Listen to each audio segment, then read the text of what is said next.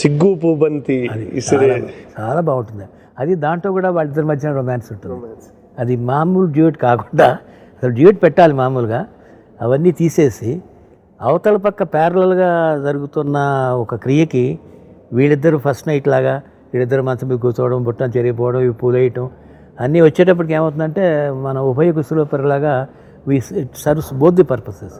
పాట ఎత్తుగడే సంగీత పరంగా కానీ పిక్చరైజేషన్ పరంగా కూడా అమ్మాయి చాలా క్యాజువల్గా ఏదో కుడుతూ సిగ్గు పూబంతి ఇసిరే సీతామాలచ్చి గానే మనం పిక్చర్ ఇమాజిన్ చేసుకోలేకపోతే రికార్డ్ చేయలేదు. అదే అంటే మీకు ఎంత రికార్డింగ్ టైంలోనే ఒక షాట్ మనం ఏం తీయబోతున్నాం, సాంగ్ ఇంట్రొడక్షన్ ఎలా ఉండబోతుంది అనే విజువల్ మీద మీకు ఎంత కన్విక్షన్ ఉంటుంది అనేది అది ఉండాలి. అది మనకి ఎందుకంటే అన్యూజువల్గా చేయాలన్నప్పుడు మనకు విజన్ ఉండాలి కదా.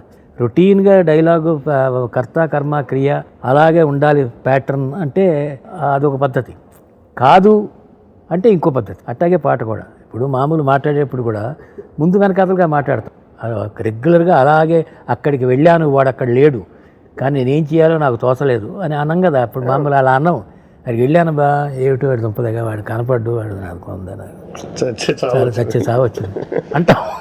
ఇట్టా వేస్తే ఏమవుతుందంటే ఈ పేపర్ చదువుకుని చెప్పలేడు ఆర్టిస్ట్. పేపర్ ఇచ్చేసేసి చెప్పమంటే చెప్పలేరు. అంటే మనం ఎక్కడెక్కడ పాజెస్ ఇచ్చాము, ఎక్కడ పైకి నెట్టుతున్నాము, ఎక్కడ నొక్కుతున్నాము, ఎక్కడ చేస్తున్నాము, this gives you know A feeling that actor is doing it with is.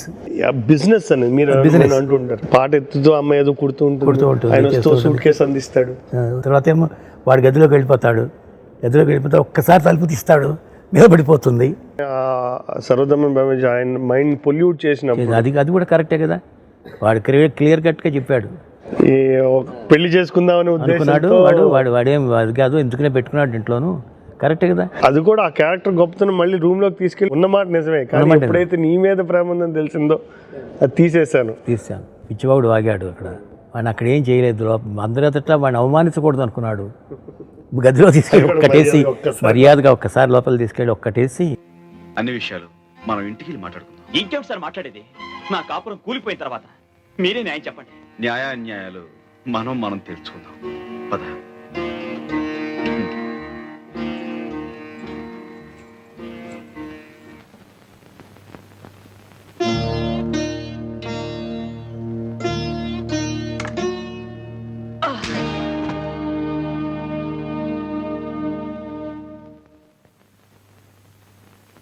క్షమించు భాస్కర్.